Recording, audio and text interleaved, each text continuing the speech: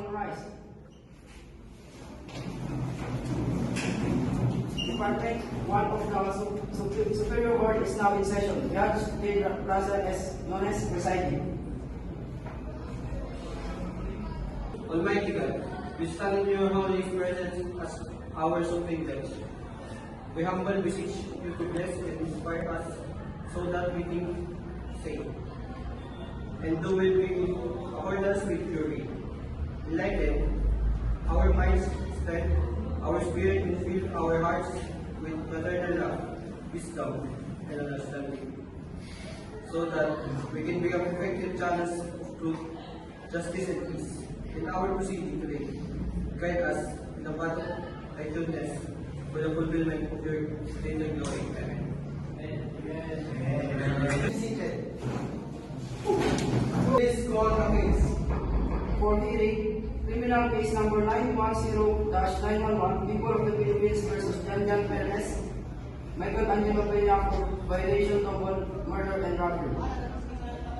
Counsel, make your appearance.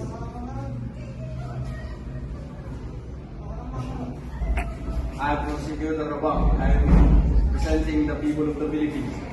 My name is Constable Jose Laboral. I am presenting the accused in this case. Is the prosecutor ready? Yes, Your Honor. Is the defense ready? Yes, Your Honor. Will the jury please stand and raise your right hand? Right now.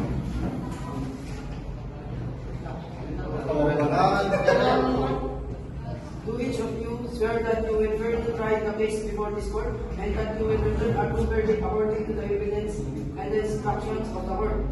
So help you God. Please say I do. I do. You may be seated.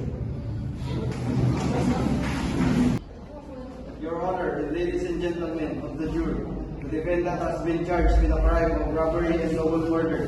The evidence will show the accused murdered Lloyd Rabang, Mark Justin Obras, Mr. Gauja, Gerard Bautista, and Lawrence De Peño the day the defendant was arrested. The evidence and witnesses I present will prove to you that the defendant is guilty as charged. Your Honor, ladies and gentlemen of the jury, under the law, my client is presumed innocent until proven guilty. During this trial, you will hear flowing evidence against my client. You will come to know the truth that Mr. Bernard Ernest and Mr. Manuel Miranda was on their houses sleeping that night. Therefore, my client is not guilty. The prosecutor may call the witness. Yes, Your Honor. For the prosecution, we are ready to present our witness, John Kenneth Astris, accused and now our state witness. May I call on the witness stand, John Kenneth Astris? Raise your right hand. Do you promise that the testimony you shall give in the case before this court shall be the truth, the whole truth, and nothing but the truth, so help you God? I do. Please state your first and last name. I, John Kenneth Astris. Please spell your last name for the record. Please spell your last name for the record. Austriz.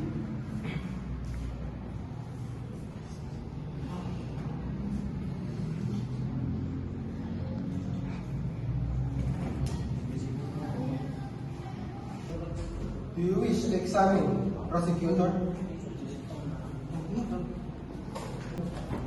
Yes, Your Honor. You may proceed. Involved in the events in July 10. What was your role? Yes, I was present during the robbery and murders. I was a lookout. Peña and Bernes was the one who committed the killings. Did you participate in planning the crime? Yes, but I didn't intend for anyone to be killed. I was cursed by Peña and Bernes.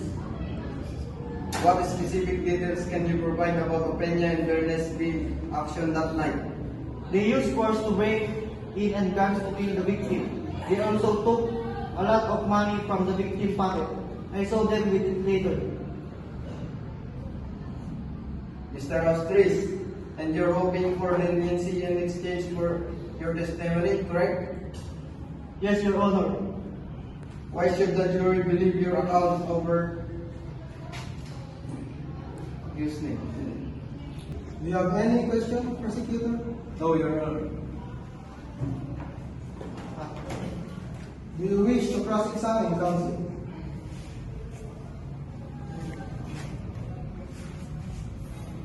Yes, Your Honor. You may now proceed. The Osters, and you're hoping for leniency in exchange for testimony, correct? Yes, Your Honor. Why should the jury believe your account over Mr. Bernes and Mr. Opeña? Because I'm telling them about my involvement and I'm taking responsibility for my actions. Your memory of the event is clearly imperfect. Could you be mistaken about some of the details? I'm certain about the essential facts. Peña and Bernes committed the murders. Does the counsel have any more questions? No, Your Honor. The witness is now excused.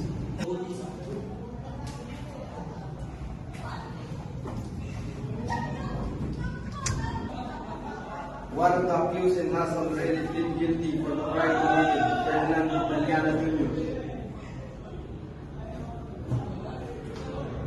I call on the witness stand, Ferdinand Naliana Jr. Raise your right hand.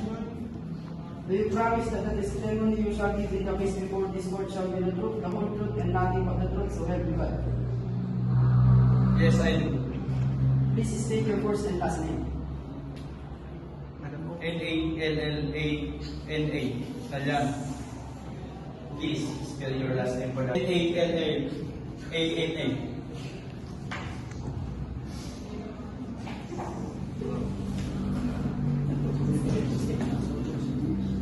Does the prosecutor wish to examine? Prosecutor, Yes, Your Honor.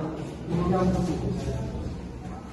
Mr. Naliana, and you were involved in the events on July 10. What was your role? Yes, I was present during the robbery and murders. I was a lookout. Opeña Bernes was the one who committed the killings. Did you participate in planning the crime? Yes, but I didn't extend anyone to be killed. I was lured by Opeña and Bernes. What specific details can you provide about the Peña and Bernes reaction that night? They used force to break in and guns killed the victim. They also took a lot of money from the victim's pocket. I saw them with it later. Does the counsel wish to cross-examine? Yes, Your Honor. You may now proceed. Mr. Naliana, and you're hoping for leniency in exchange for your testimony, correct? Yes, Why should the jury believe your accounts over Mr. Peña and Mr. Bernes? because I'm telling the truth about involvement. And I'm taking responsibility for my action. Your memory of the event is purely perfect. Would you be mistaken about some of the details? I'm certain about the essential facts. Opeña Bernes committed the murders.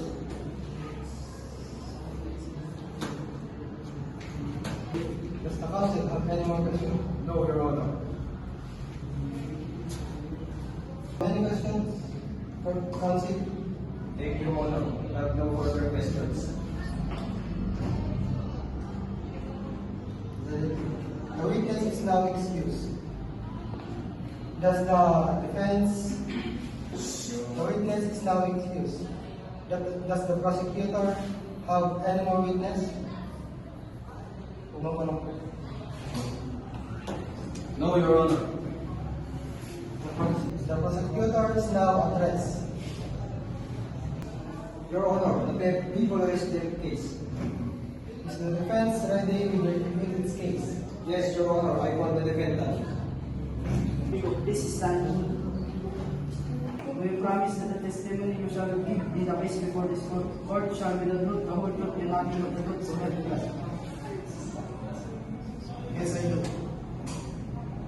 Please state your first and last name. I'm Jan Bernes.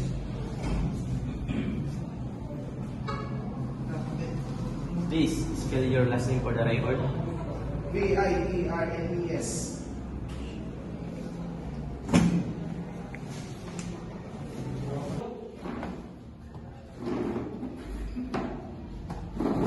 Based on the accused counsel, particularly their weak and under convincing money and the tools.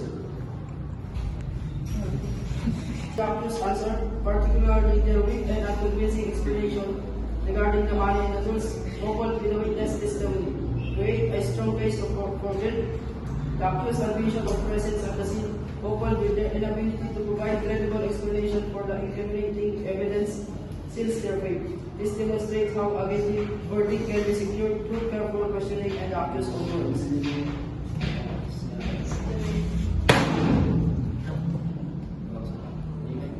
The accused found guilty in the crime of robbery and double murder.